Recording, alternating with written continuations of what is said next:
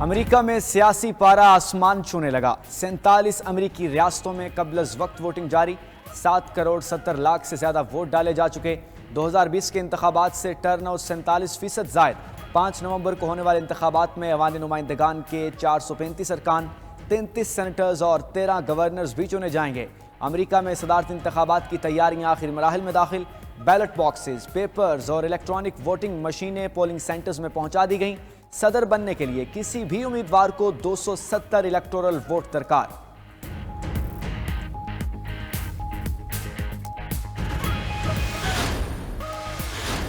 لاہور زہریلے دھوئیں کے نرغے میں سانس لینا محال ہو گیا۔ رات کے اس پہر بھی آلودگی کی شرح 450 سے زائد ریکارڈ۔ حکومت نے پرائمری سکولز پورے ہفتے کے لیے بند کر دیے۔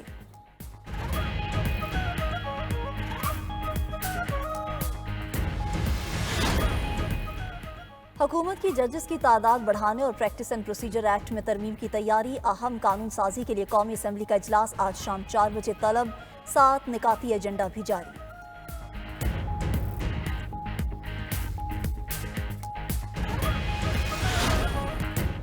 حکومت کی ججز کی تعداد بڑھانے اور پریکٹس اینڈ پروسیجر ایکٹ میں ترمیم کی تیاری۔ اہم قانون سازی کے لیے قومی اسمبلی کا اجلاس آج شام 4 بجے طلب۔ 7 نکاتی ایجنڈا بھی جاری۔ وزیر قانون Asim Nazir Tarar practice and procedure act ترمیمی آرڈیننس پیش کریں گے۔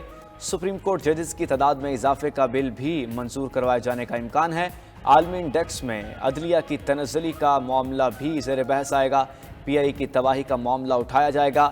وزیر اعظم نے وفاقی کابینہ کا اجلاس بھی آج دوپہر 2:30 بجے طلب کر لیا۔ اجلاس وزیر اعظم ہاؤس میں ہوگا۔ 15 نکاتی ایجنڈے پر غور کیا جائے گا۔ ملک کی موجودہ سیاسی صورتحال اور معاشی صورتحال زیر غور آئے گی۔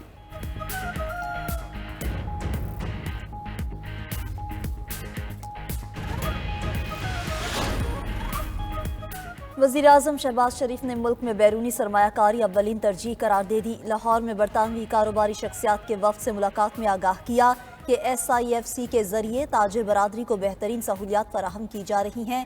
معیشت بہتری کی جانب گامزن ہے۔ سرمایہ کاروں کا اعتماد بھی بڑھا ہے۔ وزیر اعظم کی وفد کو پاکستان کی سرمایہ کاری کی ترغیب، پاکستان اور برطانیہ کے درمیان بزنس ٹو بزنس تعلقات کے لیے نئی راہوں کی تلاش پر بھی تبادلہ خیال۔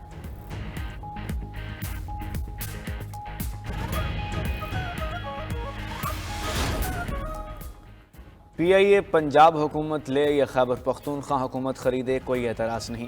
وفاقی وزیر نجکاری نے باور کرا دیا کہ ان کا کام بیچنا ہے، چلانا نہیں۔ PIA سے متعلق مشورے دینے والوں کو ہی تباہی کا ذمہ دار بھی قرار دے دیا۔ بولے کوئی ایک پارٹی بتا دیں جس نے PIA کو ڈبویا نہ ہو۔ تنقید کرنے والوں کو مشوروں سے گریز کی تلقین۔ کہا کاروبار نہ سکھائیں، جانتے ہیں کاروبار کیسے کیا جاتا ہے۔ واضح کیا کہ قومی اثاثے کو اونے پونے نہیں بیچا جائے گا۔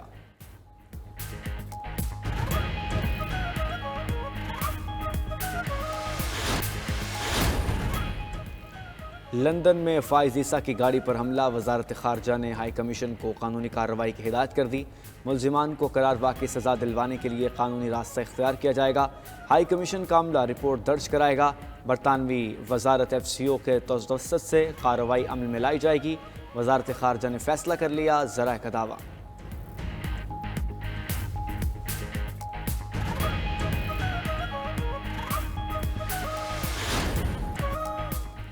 سینتالیس امریکی ریاستوں میں قبل از وقت ووٹنگ جاری۔ 7 کروڑ 60 لاکھ سے زیادہ ووٹ ڈالے جا چکے۔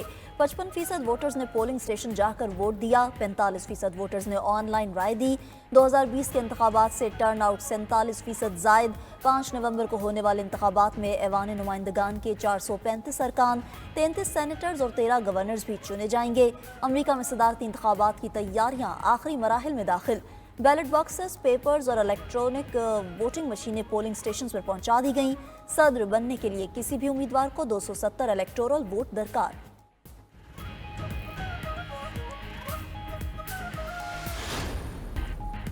اسلام آباد میں JUI کی اہم بیٹھک۔ مولانا فضل الرحمان کی زیر صدارت مرکزی مجلس شورا کا اجلاس۔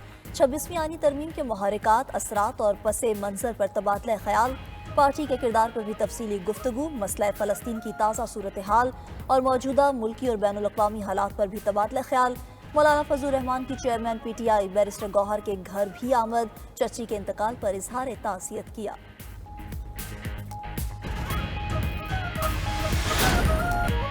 جونیئر ڈائریکٹنگ سٹاف کی جانب سے پریزنٹیشن پر توہین آمیز تنقید سینئر سفارتکار دیار خان کی موت کا سبب بنی۔ 92 نیوز انکوائری رپورٹ کی تفصیلات سامنے لے آیا۔ اسٹیبلشمنٹ ڈویژن کے آئندہ کسی جونیئر کو سینئر افسران کے ٹریننگ کورس کا انسٹرکٹر نہ بنانے کی تجویز۔ پروگرام خبر کیا ہے نے کراچی میں سب رجسٹرارز کی کرپشن کا بھی بھانڈا پھوڑ دیا۔ لاہور کے نیشنل کالج آف آرٹس میں بے ضابطگیاں بھی سامنے لے آیا۔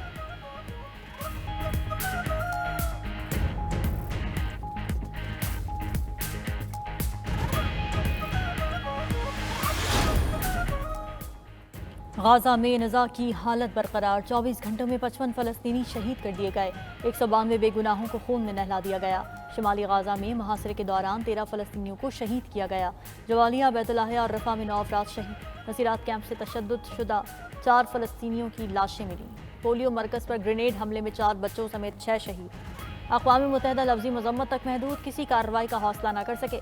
غازہ میں اب تک شہادتوں کی تعداد 43,369 ہو گئی، 1,02,211 فلسطینی زخمی۔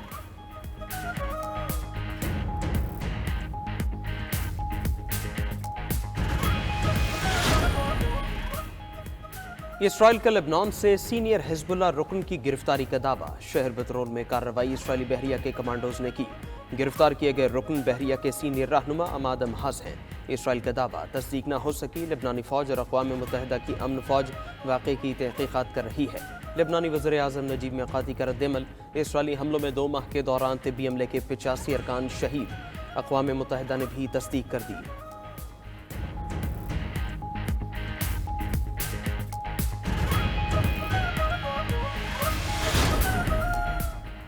ایران اسرائیل پر دوبارہ حملے سے باز رہے، امریکہ کا انتباہ۔ حملہ ہوا تو اسرائیل کو جوابی کارروائی سے نہیں روکا جا سکے گا۔ امریکی حکام کا ایران کو پیغام۔ امریکی میڈیا میں صدارتی انتخابات سے قبل ایران کے اسرائیل پر حملے کی خبریں گرم۔ ایرانی سپریم لیڈر بھی معاملے پر 2 ٹوک پیغام دے چکے۔ گزشتہ روز کہا تھا کہ ایران کے خلاف اقدامات پر امریکہ اور اسرائیل کو سخت جواب ملے گا۔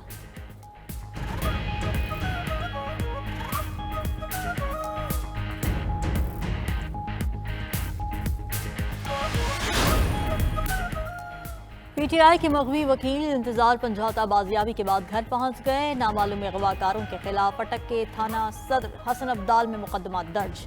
بازیابی مشکوک گاڑی کو روکنے کے دوران عمل میں آئی۔ پولیس نے گاڑی کو روکنے کا اشارہ دیا لیکن ملزمان فرار ہو گئے۔ ناکہ بندی کے دوران مشکوک گاڑی پکڑی گئی، اغواکار بھاگ گئے۔ گاڑی سے برآمد مغوی کی شناخت انتظار سمجھوتہ کے نام سے ہوئی۔